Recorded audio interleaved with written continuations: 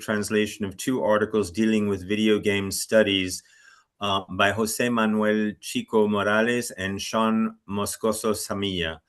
I would also like to extend my gratitude to the readers on the thesis committee for their participation in this defense. Thank you very much, Professors Alejandro Álvarez Nieves and Gabriel Rodríguez. Illianiz will begin with a presentation on her project. We will then proceed to a discussion that will be headed by the committee members. So without further ado, Illianiz, are you ready? Yeah, let me go right ahead and screenshot the... There you go. Is everything working just fine? Can you hear me well? All right, well, thank you for being here. I also like to extend my gratitude to my committee for taking part in this and for helping me through the process. My thesis is called Game Studies in the Works of José Manuel Chico Morales and Sean Moscoso Samilla, a translation of 2 articles, academic articles regarding video game studies. The title here, I kept them in Spanish to not make it so long, but the titles are translated. And their translation of Es posible la cotidianidad en la expresión videolúdica de la literatura fantástica del siglo XIX, las narrativas videolúdicas contemporáneas, and propuesta metodológica para análisis intersubjetivo de la escucha de videojuegos. So some general overview of what this presentation is going to be about. Going to be a brief background on what led me to choosing these articles and this area study. A little brief note on the journal that I chose, the authors, and we'll talk about each article individually and the translation challenges I found in both, generally speaking, and some final thoughts on the matter. And if you hear me clearing my throat a little bit, I'm still recovering from a cough, so I'm getting there. So background, how did I get to my research topic? When I started graduate studies, I did an iSearch paper with another professor that wanted us to focus on finding a topic that we were passionate about or that we found fun. And after a while, I realized that most of my hobbies and my interests lay in video games. So I went down that rabbit hole searching what I could find about it, because normally the research on video games were normally on a psychological front of, are they bad for kids? What are the effects? How are they harming us? There wasn't much, from what I knew, on what was the core of video games or the elements that comprise them. So I started searching and I realized there was a lot I could look for. And I ended up on a little niche project that ended up looking after for the narrative component and for the music of video games, particularly ludomusicology, the study of video games. And I realized that there was a lot to find in a very young field that started. There may have been some studies from the 80s, 90s, just mentioning them, but the boom of it came in the 2000s, especially for ludomusicology and ludonarrative. And as a whole, video games have exploded. Like it usually was, it almost in the 80s, it was a market that was almost lost. But right now we're talking about a multi-billion-dollar industry that has taken over the world, and titles are localized all over. And many academic institutions have created game studies programs, aside from the game developing programs, that promote these research groups, which is part of the ones, this one of the ones that made the journal that I'm using. And also for ludomusicology, the impact has been so great that it's also created another area on the market in which video game music is being played by orchestras all around the world, including even in here in Puerto Rico. This year we had Video Games Live that collaborated with the Puerto Rican Symphony, and they had a full register that played here. So it is another market that has opened up because of this. Now, about the journal. This is the Cuadernos del Centro de Estudio en Diseño y Comunicación, and it's a joint research project between the University of Palermo from the Faculty of Design and Communications and the National Arts University. Those institutions are both from Argentina. And this collaboration creates a space for reflection and dialogue between members of both institutions for questions and theoretical proposals, as well as expanding to an international audience by opening those proposals worldwide. The issue I chose is the fourth research project, the Research Focus 18 titled Game Studies, Juego y Sociedad, Perspectivas Digitales Contemporáneas. This journal does many topics, and they cycle them constantly. So it'd be like 10 or 20 issues, they change main topics, and this one would be issue number 189. And it examines social-cultural transformations guided by digital technologies, especially the growth of video games and the lack of formal research spaces for game studies in Latin America. And this issue also wanted to bridge traditional and experimental practices to expand game studies in those fields. As of now, the journal is only written in Spanish, and they don't have an English translation, which is one of the reasons why I chose it. Now, for the authors, the journal in its whole has authors from different countries, including Mexico, Argentina, Ecuador, Chile, and Spain.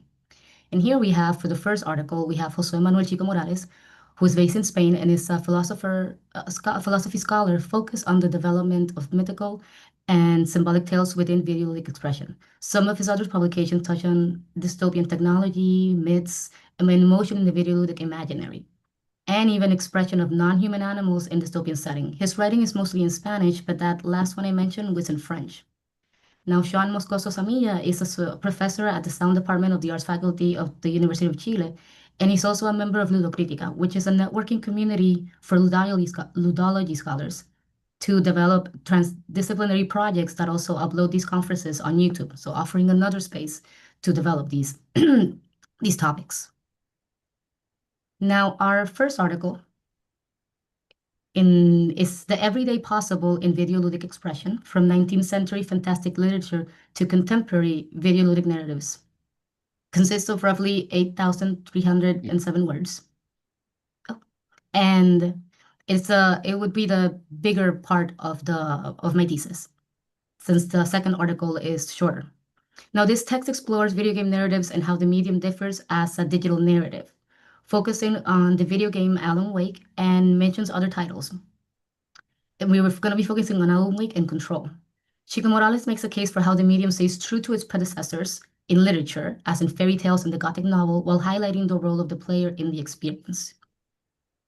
Now I'm going to briefly go over some of the main challenges I found in this article, starting with the lexical is part of the exercise in translation. Since this is some more specialized topic, there is more vocabulary that is specific to this field, both for the literary theories that are approached and for the field itself in game studies. And since I didn't focus on literary theory in my graduate studies, it was a whole new field for me to enter specifically. In stylistic approaches, there were some details in formatting one I'll touch upon, and in in Chico Morales' text, there are more allusions to regionalisms from Spain that would at times be a little bit, it would be difficult for me to grasp at first. And a benefit of using a visual medium such as this allows me to view the scene through my own eyes to interpret what it is that Morales was trying to describe, Chico Morales was trying to describe.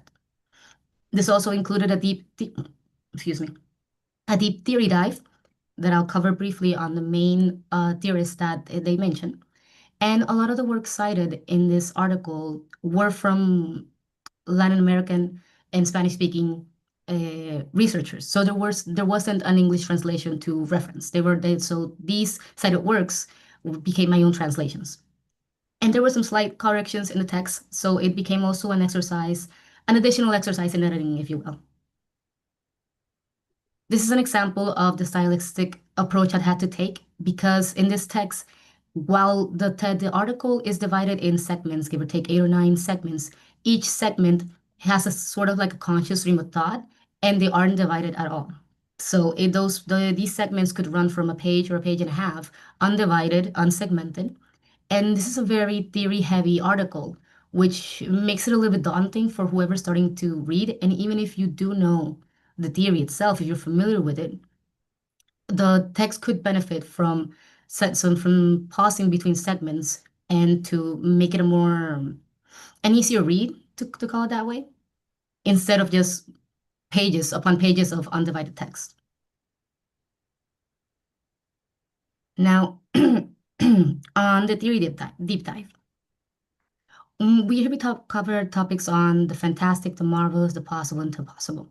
And down the rabbit hole literary theory, we started with Roger Caillois, his work from 1966, is where he introduces the conditions for the fantastic that represent a dissonance from the real world, as well as the concept of the magical world. And it is considered one of the earlier texts on the subject that categorically distinguish the marvelous from the fantastic in literature. Now, Svetan Todorov expands on this in where the fantastic will only appear in those moments where hesitation operates at the reader's level, just as the character's level. So at the end of the story, the reader must decide if what the narrative responds or not to a real explanation is one that is possible within the physical and natural laws that determine the context. If the explanation is accepted, we exit the scope of uncertainty, and in turn, we establish the fantastic. If the reader assumes the laws of reality are intact and they offer an adequate explanation of the phenomena, then we consider this the uncanny, which the story on its own doesn't offer a rational finale, or the purely uncanny, the reader cannot deduce a rational explanation of the accounts. On the other hand, if we accept new laws that explain the supernatural phenomena, then we transition toward the marvelous. And this is where Irene Desier comes in from her work in 1974, where it defines the marvelous as the language of the community to understand illegitimately what the everyday does not explain within that context. And David Roas takes Todorov's work and expands on and adds the definition of what is possible if what is impossible within the fantastic. Now about the games. In Alan Wake, our protagonist is with the namesake, Alan Wake, is a horror novel writer suffering from writer's block and who goes to a cabin with his wife for a vacation to renew his creativity, which is his wife's idea. He's very cynical about this. As he arrives to the area, different events begin to happen that start to blur the line between reality and nightmares. And right from the start, the way these mechanics are presented, the game mechanics themselves, lay weight to the player experience of believing and accepting what we term the fantastic in here, in part because of the narrative and because of part of the mechanics of blended too. Control, on the other hand,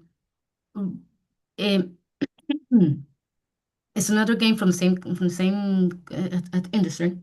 I'm sorry. And in here, our protagonist begins a job in a government building that is actually a research station for the paranormal and alternate dimensions, which completely suspends disbelief from the beginning, and it's an abrupt introduction to the paranormal. And these games, the way that Alan Wake approaches this the fantastic in this context creates a sense of ambiguity that blurs the line slowly, or it's more believable for the player, or it's more immersive for the player, in contrast to Control's approach, which is pretty abrupt. It's from the first level, you realize that this is something completely paranormal. It doesn't give the space for you to believe that this could happen at any moment. Now, the part of the analysis, part of the structure of the article includes screenshots to highlight the ambience or how the elements are portrayed. This also gave me a treat that I could get these screenshots by the translated version by playing the game. I could also use a walkthrough, which I did for another scene. And excuse me.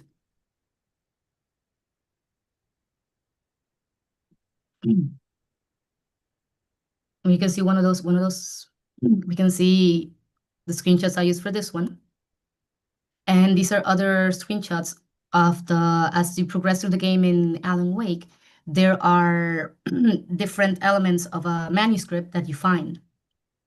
And in the version of the article, they were found in Spanish. You find these scattered throughout the game, so luckily the article focused on the first 2 chapters of the game. So I didn't have to go through the playthrough too long, because unfortunately I'm not very good at shooter games and I wasn't going to get that far. For Control though, this screenshot did take some. I required a walkthrough to find it because this one was a sort of a bonus content found after about 40 hours of gameplay. and it was by chance. It was additional content that you would find. It wasn't in a direct storyline of the game. Now, the second article, propuesta methodological approach for the intersubject analysis of listening experience in video games. Here, Moscoso Samilla proposes a methodological approach for ludomusicology and how this impacts the experience as one plays the video game. Although this text has a more practical approach, it explores the theory and mechanism of how complex the role of video game music is. This text I found it to be more straightforward in its approach, since the source material that's cited and used in this text was originally published in English. And it was a more technical approach in a sense, since it was a proposal that described autoethnography exercises. So the first article would apply the theory directly to the game narrative, but the second article focused on a proposal that would collect data and how we would analyze it. But there was also, we were also going back to the article, the same challenge as the first article, which would be the lexical challenges, vocabulary specific to ludomusicology, and the models that were used here. And this was a theory deep dive into the different models that they used, that in essence, they became variations of the same component they were trying to examine. The ALI model was one for musical effect, literacy, and interaction, which the focus that characterizes the ludomusical approach of video game music, sound, and effects. And they then aim to complement that model by including tools and approaches that reduce the gap between the experience, the gaming listening experience, and its analysis. Now, that model's mainstream was the possibility of applying it in collective context, seeking a starting point for the player's listening experience. So it gave us an additional value, an exploratory value on this approach, since these results would vary greatly depending on the cultural capital and the previous experience on the player researchers. And these other three theorists offer different approaches to listening, meaning applying them to their sentimental effect to the emotion, or if it could be a casual listening, a deep listening, that would give them alternatives on how they could describe their experience as they were doing so. And there were in this article, there was a slight correction in text, some terminology that was taken from English and was misspelled when brought to Spanish, and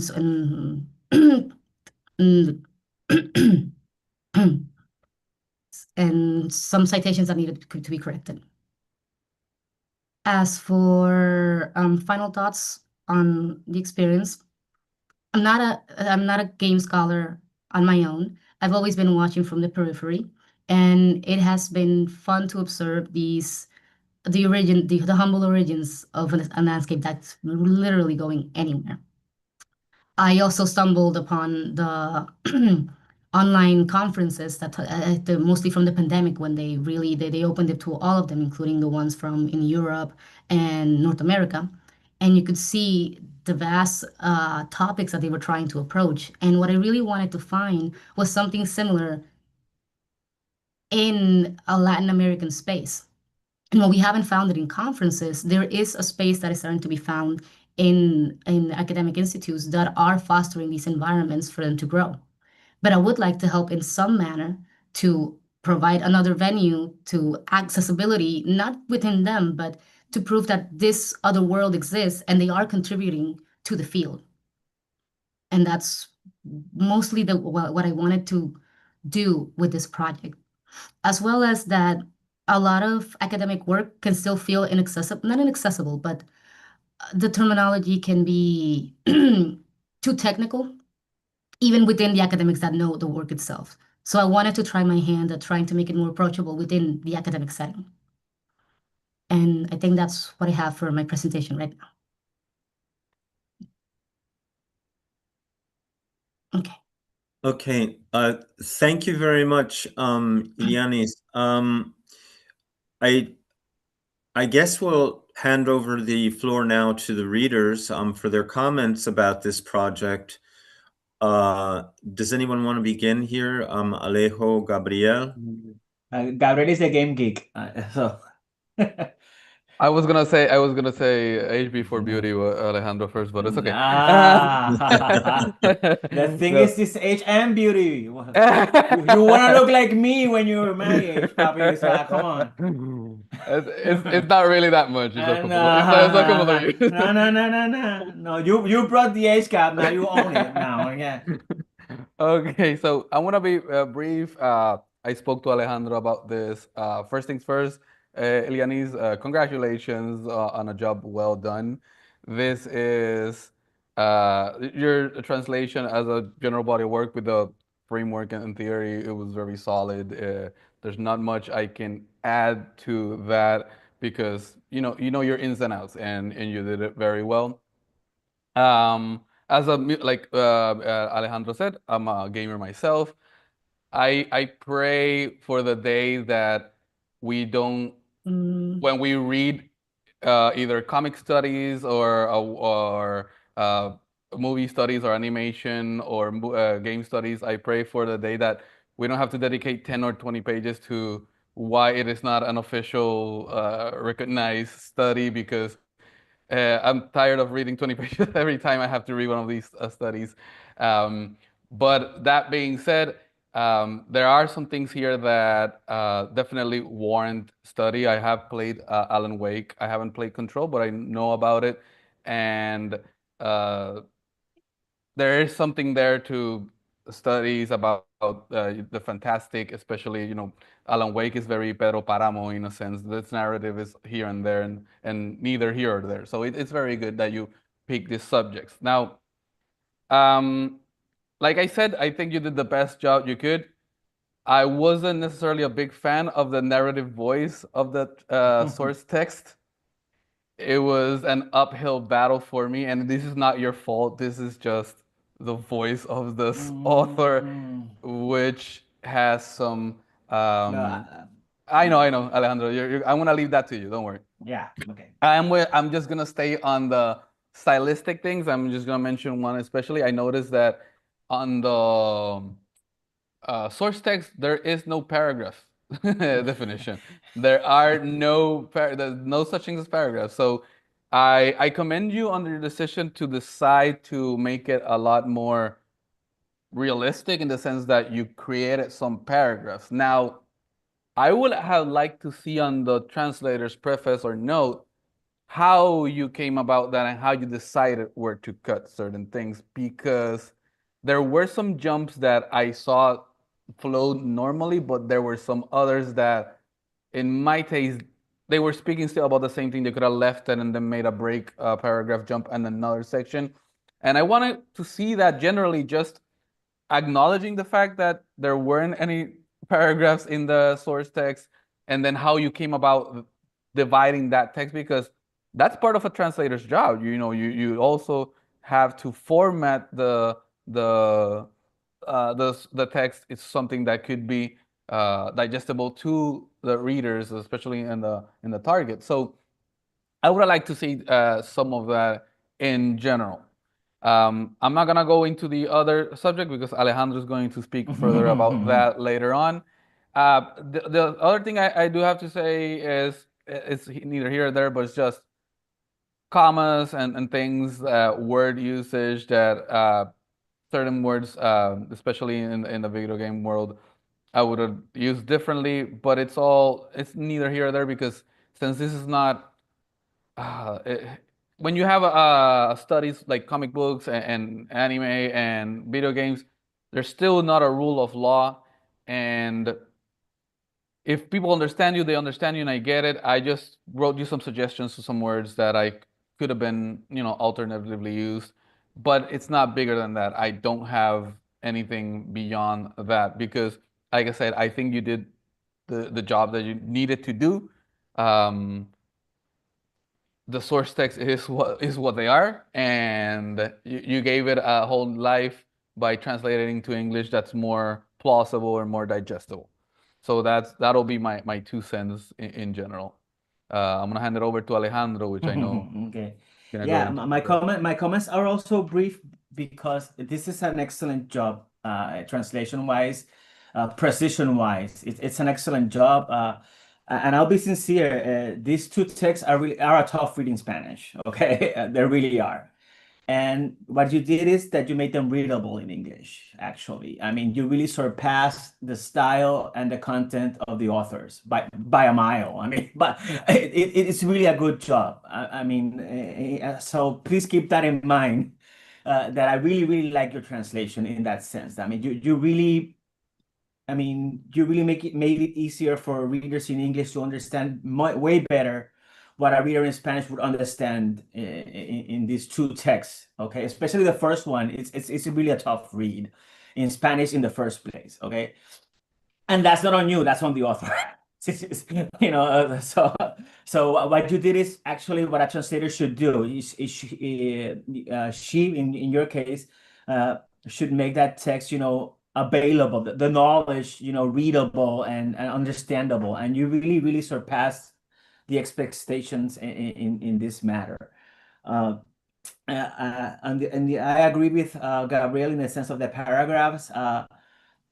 It's a tough choice because, you know, as readers, you cannot show it, but sometimes it's 3 or 4 pages of no pause, you know, and it's all mixed up in there. And I don't know if it's a mistake by the author or even the publishers, you know. See, David. Yeah, I don't mean to interrupt, but I'm just going to put a place mark here to get back to the paragraph issue. So go ahead. Oh, okay. Sorry. No. It's just that sometimes I feel that in not all, but in some divisions, and like I think that a paragraph should, you know, the pauses are the division. Sometimes I think that these sentences are still part of the paragraph before, but it's really not a problem.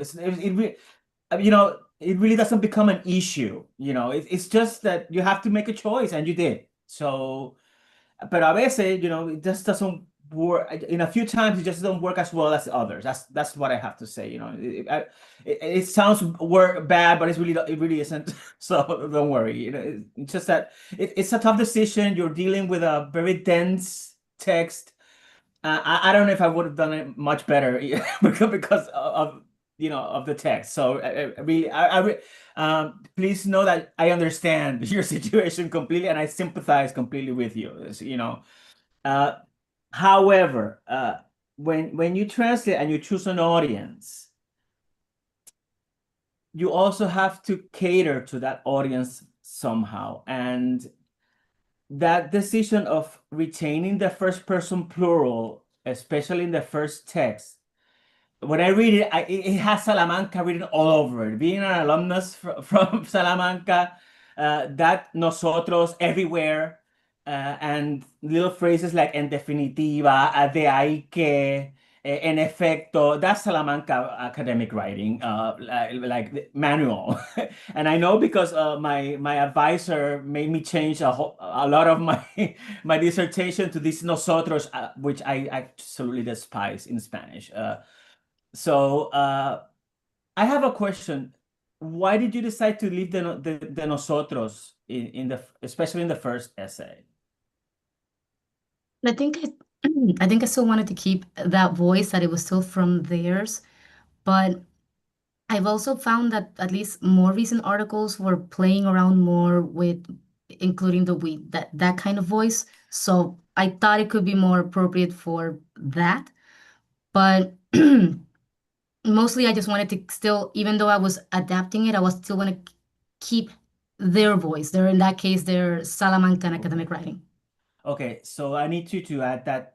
I need a justification for this. Okay. You know, and that'll be fine with me.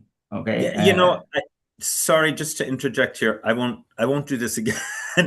But that we is sometimes more acceptable in English academic writing. Sometimes. See, but it's in here is in every sentence. The thing is, I as a reader, don't include me in your ideas. I mean, what if I don't agree with you? Don't include. I hate that we. So I don't include me. I might not think like you. So when you say, I hate it in Spanish too because it's a fake sign of legitimacy. When you write, it's you want to add strength to your words by using a podemos. A podemos conclude. No, you may conclude. I don't know if I want to conclude that. So David, did you mean English as in British or English language? I know in British it's normal. Exactly, in English, but in American English, it's the I. Pero wait. No. You try to avoid use of the I to the degree possible to make it more objective. If it's an academic text. But the thing is that sometimes with academic writing, the we is used to engage. And so I can understand its use here. And it is more common in UK English than it is in US English. But it is used a lot in, I've seen it a lot in culturally related texts. So it's interesting because even if you look at some published theorists, you'll find who have been translated into English, you'll find that we persist. So I don't think it's great. However, on the other hand, if you have the other option of making everything very objectified, this study, after a while, there's a certain sterility that, that creeps into the text. And I don't think that, this can really benefit from an added extra layer of sterility or.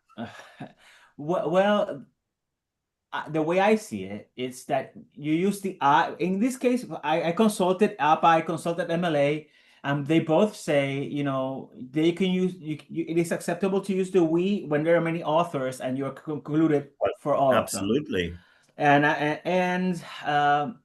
that's they're single authors here. So and use the first person when you really want to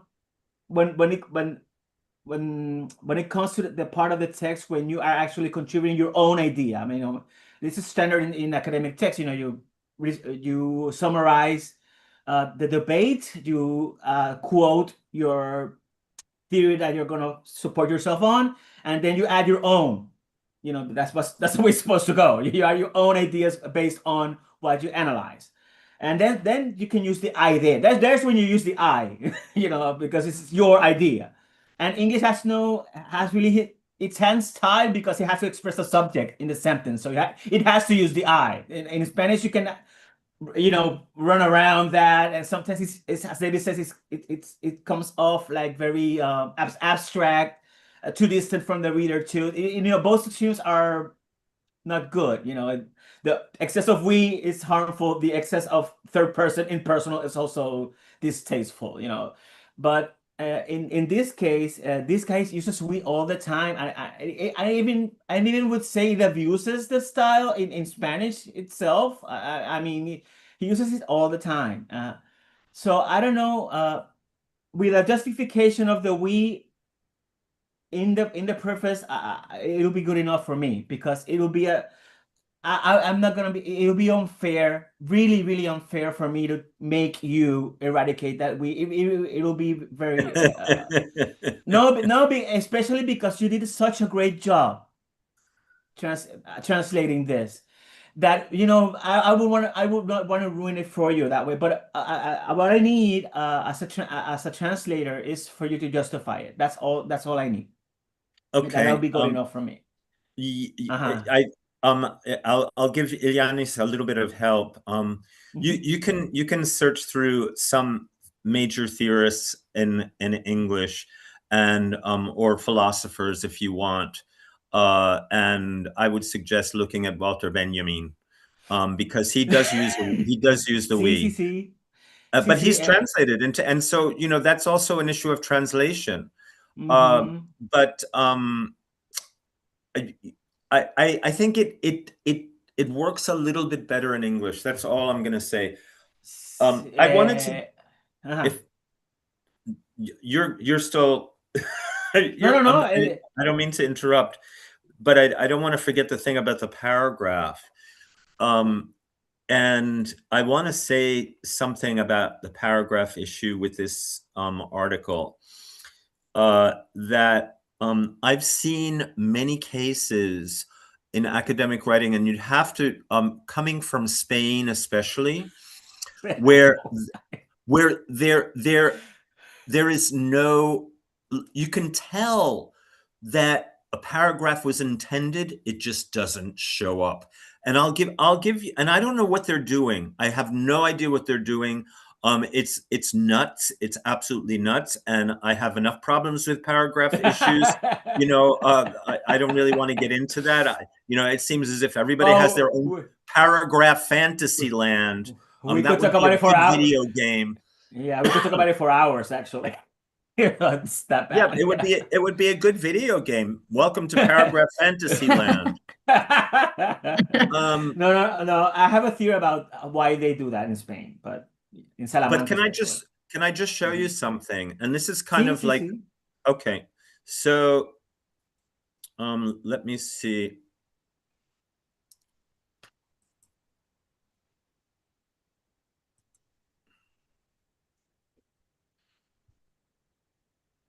Okay, if you go to this section here, cotidianidad y espacio, you'll notice that there are two paragraphs. Oh, that's a miracle. A well sighting, a unicorn.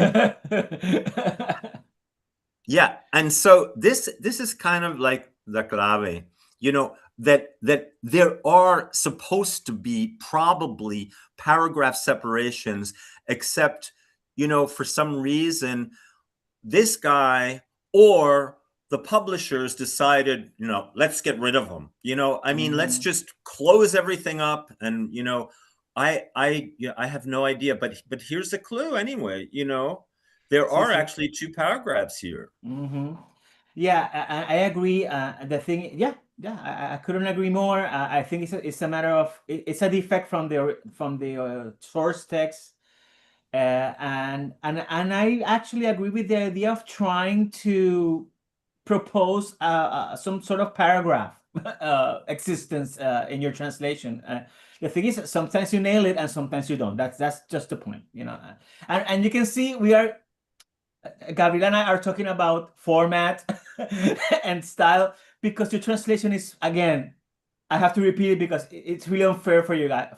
It's so good. That's all we have to focus on.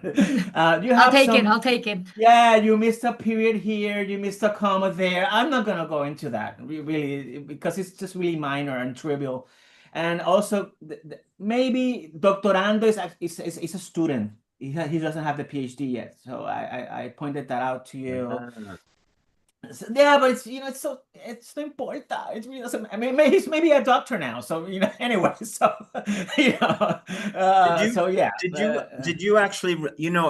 I'm pretty sure that the doctorando.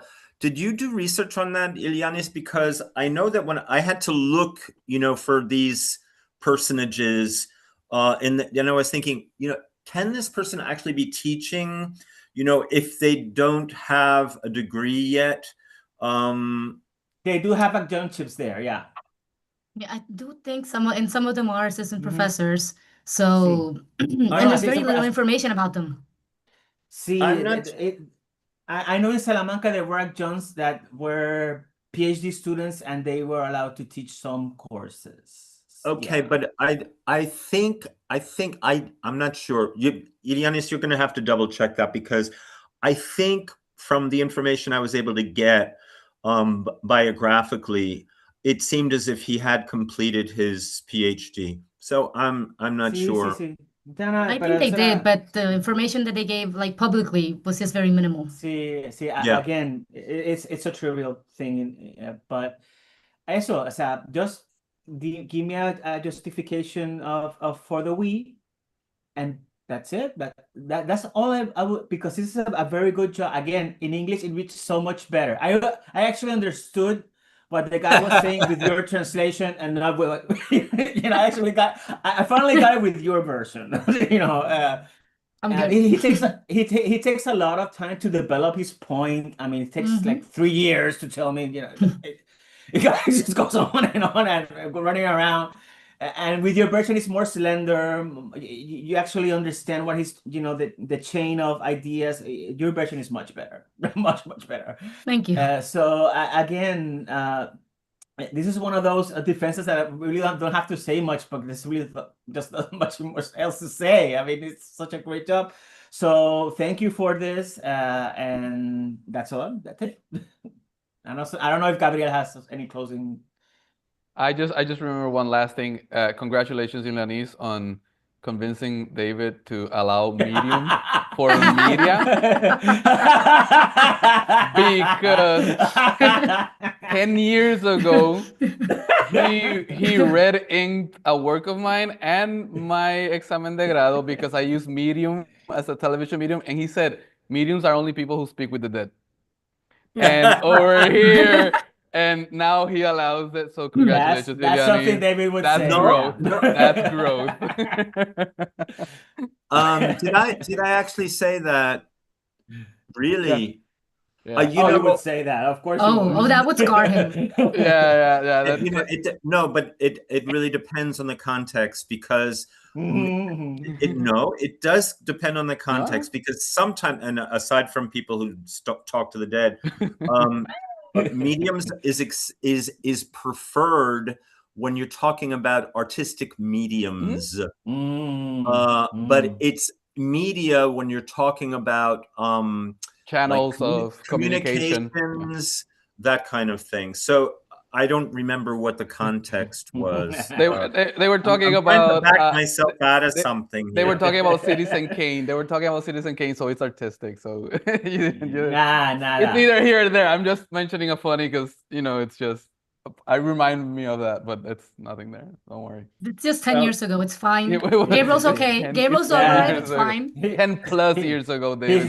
He's not traumatized by this. No, not at all. Not at all.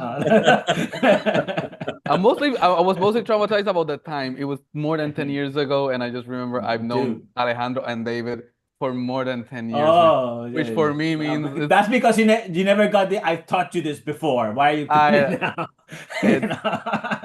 We're all growing. We're all there you go. Half your life you've known us, right? Yes. Yeah, almost. Yeah, that's good. So Illianiz, thank you so much for this. Yeah. Okay, this has really been short. Can't we drag it out somehow? I mean, maybe we could. Illianiz, would you care to maybe recite some parts of that? Not with this voice. Okay, all right. So because great job on the terminology. Great job. Thank you. It's spot on, especially in a field that needs to coin terms for the future, because it's a new.